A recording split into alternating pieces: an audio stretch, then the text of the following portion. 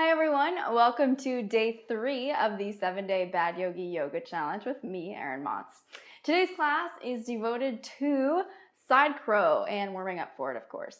Now, this is a pose that I promise you looks way more challenging than it is. That doesn't mean it's not challenging, because it is difficult at times, but I promise if you give it a chance, you might be surprised at how much further you can get than you thought you would.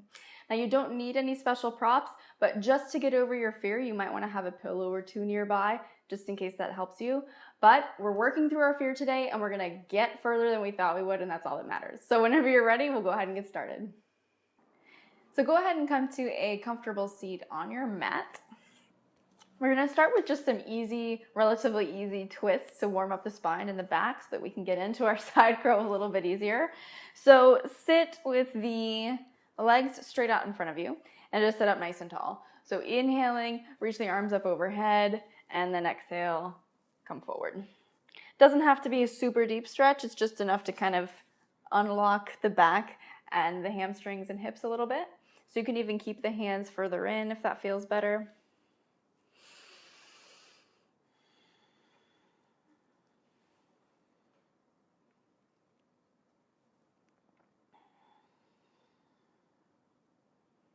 And walk the hands back up. Just lean back on the palms, and I want you to cross the right leg over the left and plant the foot right on the floor. So think of squeezing the right thigh in towards the chest and press firmly into the right foot. So what I want you to avoid is to let the foot open up. So you don't want the foot to pop up off the mat. You want to keep it planted right on the floor. So come back up, lift the chest, squeeze the right leg in towards you. Take the right hand behind you, and you can keep an easy twist and just keep the left hand drawing the knee in. Or if you need more, you can reach the left arm up and then cross it over the right thigh. So whichever variation works for you, anywhere in between that is okay as well. Just keep reaching the chest up towards the sky. Flex the left foot. Breathe.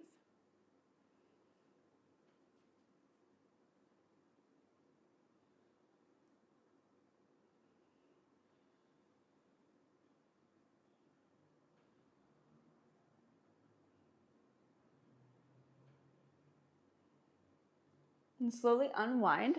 Extend the right leg straight out in front of you. We're going to fold forward again. So inhale, sit up nice and tall. Maybe you take the arms up if you like, and start to walk forward. Take your time getting there. If it looks a little different from my way, that's okay. Reach the chest towards the feet. Keep the back long.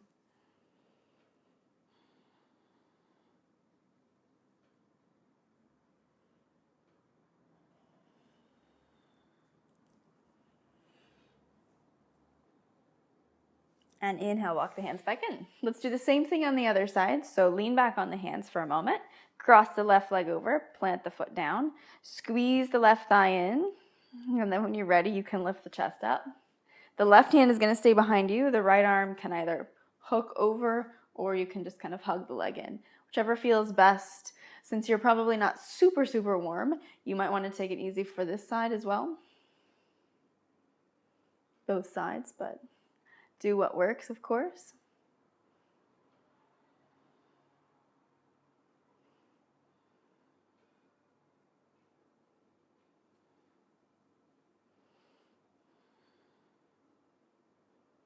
We'll take a couple more breaths.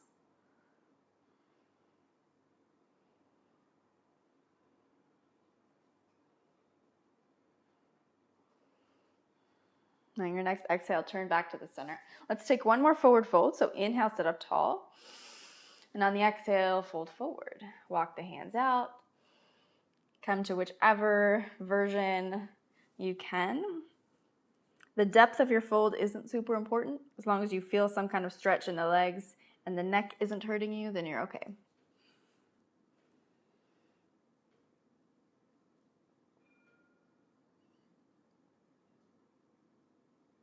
And slowly come back up. Now I want you to lie on your back. So go ahead and bend the knees, slide your hips forward, and slowly come all the way down onto your back. We'll take a few twists lying down. So make sure you've got room on either side of you. The arms can be out to the sides. Stack the knees over the hips. Scoot your hips to the right. Drop your knees to the left. So keep your knees pulled in pretty close to the ribs in this case, but make sure the hips are still under the shoulders. So look down the right arm.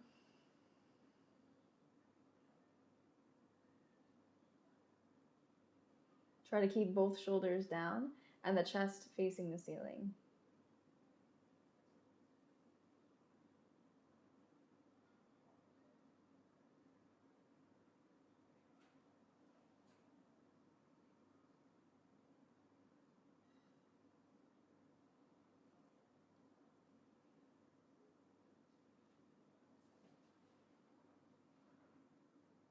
Inhale, slowly take it to the center. We'll do the same thing the other way. So slide the hips to the left, drop the knees to the right. And again, keep them relatively close, tucked into you towards the ribs, but keep the hips under the shoulders. Looking down the left arm, keeping both shoulders back.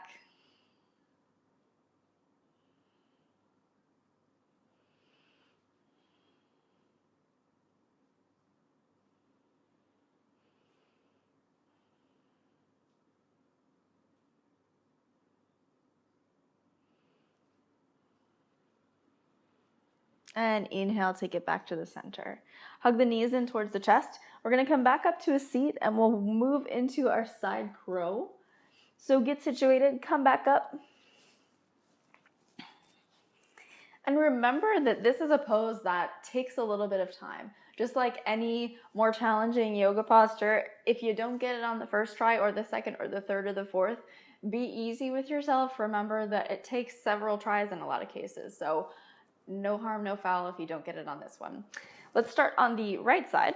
So I want you just to come to like a low squat. Your knees facing one end of your mat, and you're kind of sitting on your heels, and both hands are gonna come down. Now the first thing I'm gonna show you is kind of like a little trick to this pose to make it a little bit more accessible. So in this case, your hands are about shoulder width apart, and I want you to keep in mind that this isn't necessarily the full side crow, but it's a good variation to get you started, build up your confidence a little bit so that you can actually build on that. So think of this as like a foundation, a 101, if you will. So the hands are about shoulder width apart, and you're going to bring your knees up towards the left tricep. Now where we're going with this is the elbows are going to bend eventually, and the hip is going to come to the right tricep. Now, depending on how wide your shoulders are, you might end up adjusting the stance of your hands a little bit. So in my case, I started about shoulder width, but I'm going to bring my right hand in a little closer to the left for this variation. So for this one, I'm actually going to turn sideways now, so I have more space. So hands wherever they feel good, spread the fingers wide. You're going to come way up on the tippy toes and bring your knees to the left tricep. Lean into the fingertips, take your hip to the right elbow, bend the arms, squeeze the hips up. So you're using the strength in the obliques to actually pull the feet off the mat and into the air. Okay, so if that side didn't work out, try the other side. Sometimes one side is really like, incapable of doing these things, and the other side is fine. So we'll try the other side. Again, we're going to use our bit of a cheat here, and you lean the hips into the elbow. So the hands are spread wide, about shoulder width apart, and then tweak it as you need to. Come way up on the tippy toes, knees lean into the right tricep. This time the hips lean in to the left tricep. Bend the elbows, let the chin reach forward, squeeze the obliques, and bring the feet up. Come down when you like. We're going to do it again on both sides. And remember, if you are a little bit nervous of falling over, don't worry about it. You can let yourself fall. You can also slide pillows in front of you if that takes the edge of fear off a little bit. So we'll do it on the other side, and I'll show you the full official side crow. And then remember, you can modify as you need to. So ready? Right side. Take it down. So in this case, I'll turn towards you again so you can see the stance a little better. The hands are wide here. They are shoulder width apart. You're going to come way up on the tippy toes, and the knees lean into the left tricep, but the hips stay floating. So it takes a little bit more strength in the obliques to hold it there. So that's why you would lean the hip into the arm if you needed to have a little bit more support. So in this case, come way, way up. Lean the hips, the knees into the left tricep. Look ahead of the fingertips. Squeeze the obliques up. Feet come down. I'll turn the other way so you can see the other side or from a different angle too. Hands are wide. Come way up on the tippy toes. Both elbows still bend. You lean the knees into the left tricep. Take it forward. Squeeze the hips up. And take it down. Should we try the other side? Again, it takes some time, so be patient with yourself. Hands are shoulder width apart. You're on the balls of the feet. Come way up on the tippy toes. Lean the knees into the right tricep in this case. Take the weight forward. Squeeze the hips up. And down. Try again, shall we? Hands are nice and wide. Lean into the fingertips. Squeeze the hips up. And take it down. Now wherever you are, let's come into a squat. So feet turn out to the sides. Sit the hips low. Bring the hands to the heart center. Lift through the crown of the head.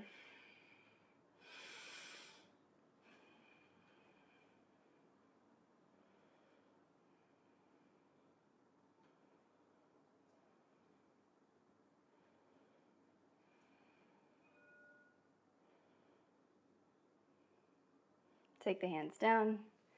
We'll come into a few moments of relaxation or meditation. So lying down or sitting upright, whatever feels good.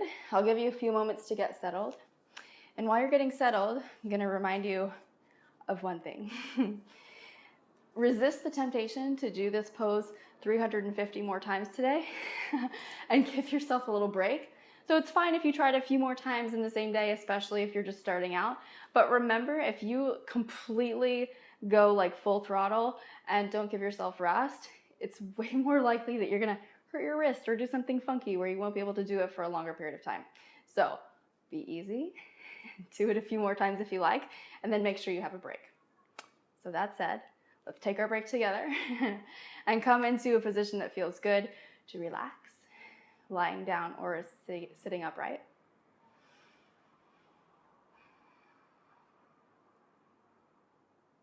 Just letting the eyes closed, coming back to your breath.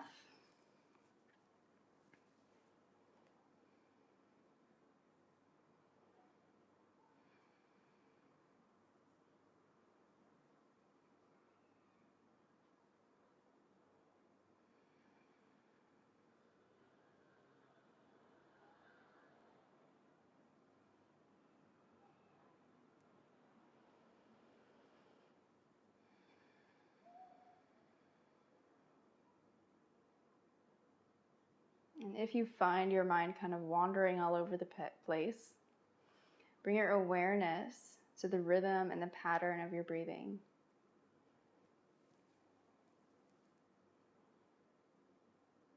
So noticing the rise and fall of the chest.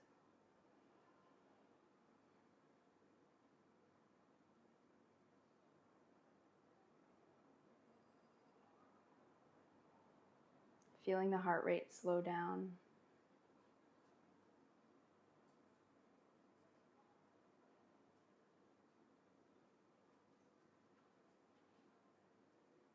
And just observing.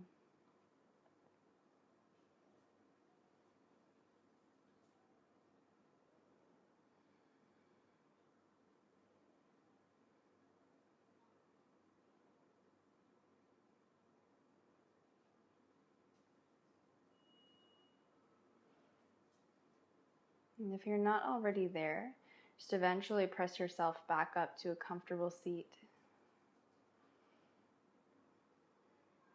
And then make sure you're sitting evenly on the hips, sitting up a little bit taller.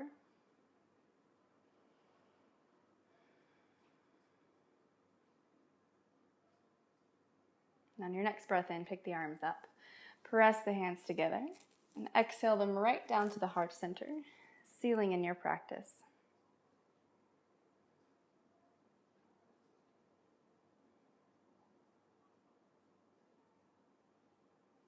And let the eyes blink open. Namaste. So there you have it, day 3 of the yoga challenge, and I really hope you enjoyed that one. Now make sure you're all signed up for the Bad Yogi Club, and I'll see you right back here tomorrow. Hi everyone, I just wanted to drop in and thank you again for doing this class with me. For more yoga classes and other fun stuff like articles and blog posts, make sure you subscribe to the Bad Yogi Club and I will see you there.